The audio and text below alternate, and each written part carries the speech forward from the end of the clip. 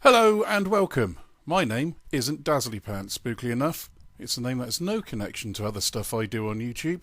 So if you end up liking and subscribing to this channel, it's going to be entirely your problem explain to people that you like Dazzly Pants.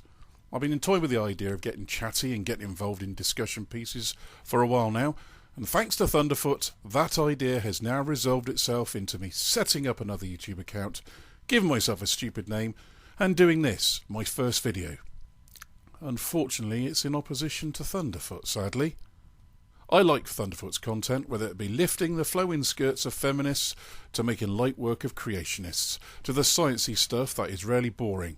However, Thunderfoot's latest two videos on Brexit, that snappily titled buzzword that was no doubt dreamt up by the newspaper editor of The Sun, are such a misstep that it's kind of accelerated my plans. I had lots of other topics to bring up first, but seeing as Brexit is about a week away, being current seems a more eminently sensible way to approach this new venture on YouTube. I'm finding myself shaking my head at some of the claims of Thunderfoot in his latest video entitled #Brexit, why did we ever join the EU? And to quote him directly, he wrote the following at the head of his comment section for his latest video. Again, I'm no fan of the EU, but I know the lesser of two evils when I see it. One wonders how such an intelligent man such as Thunderfoot can write that, and not have a crisis of conscience right after he wrote the seventh word.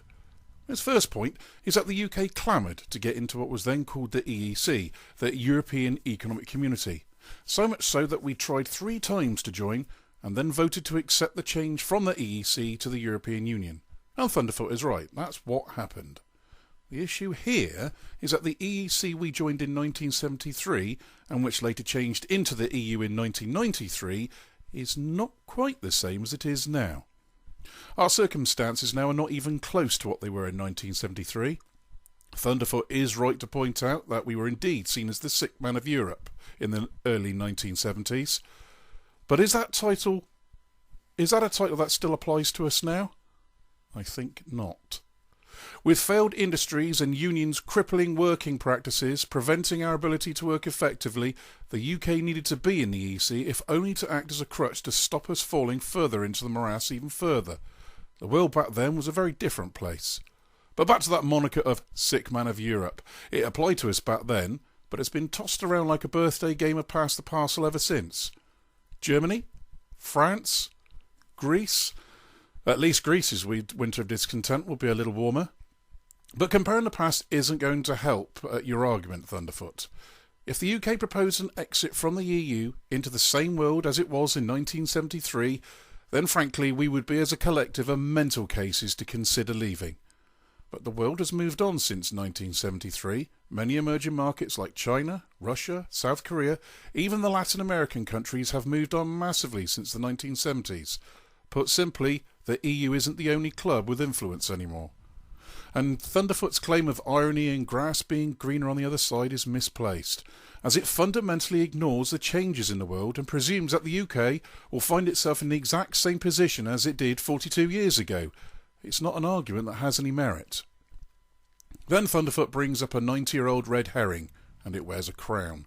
Sure, we didn't vote the Queen into power, but the analogy doesn't quite work as Thunderfoot would hope it to. Firstly, we don't receive directives from the Queen about what we can and can't do. The Queen is a figurehead. She appears on our money, our postage stamps, and even our TVs at Christmas time. To suggest the EU has the same influence as the Queen is such mindless drivel, it's hard to comprehend why you brought it up in the first place. It's a simple equation. The EU does and can affect our daily lives. The Queen really doesn't. If the Queen says anything I'm largely disinterested in, I can change the channel on the TV to something else, and continue to sit on the sofa, anus horribilis and all. Simply ignoring the EU doesn't derive the same results, I find. As for bringing in Henry VIII and our first Brexit, kind of reminds me of a compilation CD with 20 plus songs on it. Spotting the plodding filler is all too easy. Henry VIII? Fuck off.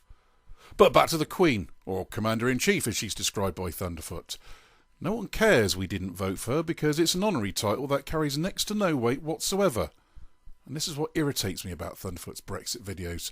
Making statements like this, when he knows full well that whilst she has some titles, the likelihood of Queenie tottering down to the Houses of Parliament and telling all and sundry to fuck off, I'm taking the country back, are as likely as Laughing Witch becoming Thunderfoot's understudy. It is a silly, silly title, and no amount of poring over history books will change one iota that the Queen has power in name only, and that's no real power at all. So, no referendum over the Maastricht Treaty of 1993, where the EEC became the EU. Why would there have been a need for that?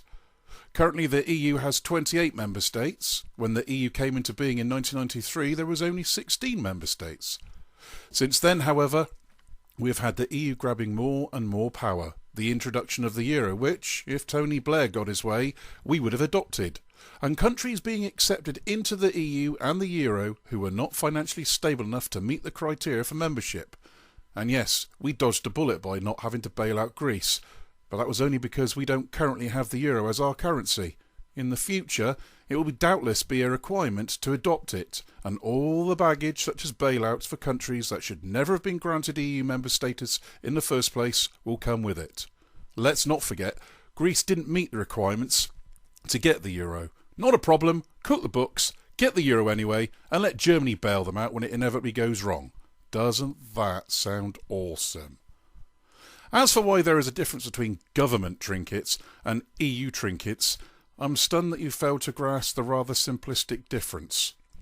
If we don't like the trinkets, as you put them on offer from a Tory or a Labour government, we fuck them off at election time. If we don't like the trinkets on offer from the EU, there's not a great deal we can do about it, and that's kind of the point. We want to elect government that are directly accountable for what they do and what they don't do. None of this shrugging of shoulders nonsense. Our hands are tied, EU directive.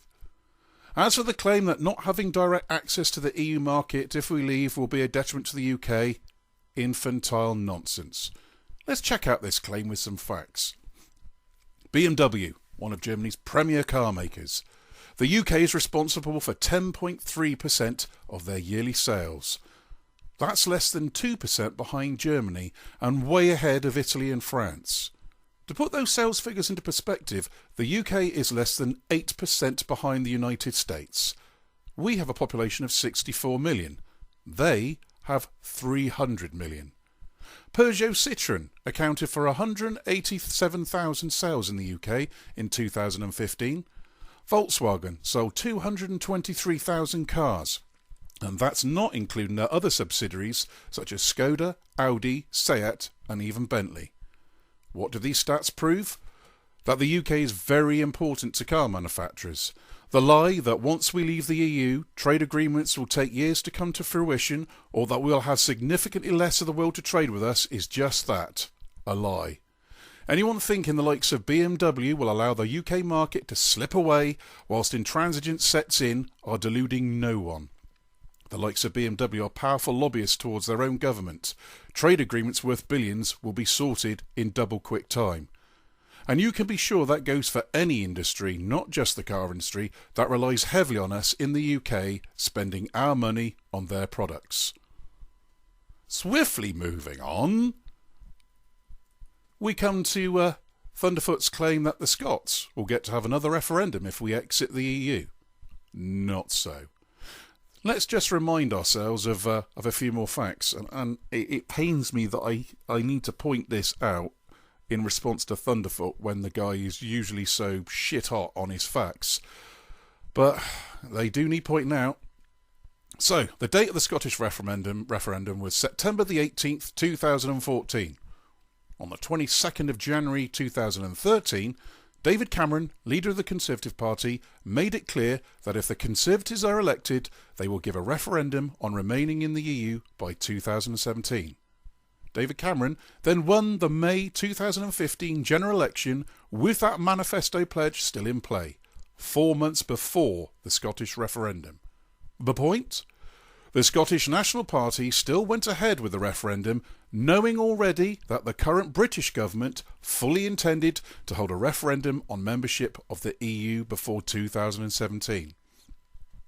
How can anyone with a straight face claim that the Scottish now have a claim to another referendum? The only way that could possibly work is if after the Scottish referendum, Cameron sprung it on everyone as a surprise afterwards. But no, Cameron hid those details in his manifesto, hid it in various televised news reports at the time, and it's also a matter of record in various newspapers, not all of them tabloid. Alex Salmond's dreams of an independent Scotland lie in tatters. He will not get another referendum in his lifetime, and to have another one would spit in the face of democracy. The Scottish people have made their decision in their once-in-a-lifetime referendum. I appreciate the life expectancy in Scotland is on the low side, but it's not that fucking low. Beat your chest as much as you like, Thunderfoot. That boat has sailed. And finally, we come on to the saddest part of Thunderfoot's video, and that's his attempt to link the murder of MP Joe Cox to the Brexit campaign. That's a low I didn't think you'd stoop to. Since when does the actions of one maniac represent the feelings and concerns of an entire group of people? Make no mistake, your veiled comparisons to the British National Party to those wanting to leave the EU is likely to ensure that those that are on the fence go sprinting toward the exit. It's no better an argument than feminists you argue against who shout out hate speech whenever they hear something they just don't like. Trying to link those who want to leave with a sole maniac and a BNP, reach a little more, why don't you? So in conclusion, Thunderfoot thinks that the world hasn't changed since 1973, that little tiny UK can't possibly cope, and that somehow the rest of the EU will be content to see billions in income that we spend with them just vanish, because bullshit. Jesus Christ, Thunderfoot, if this is the level of your argument, Sargon of Akkad is literally going to rip you to pieces tonight, and nothing you've said is going to help you. Sad times. Very, very sad.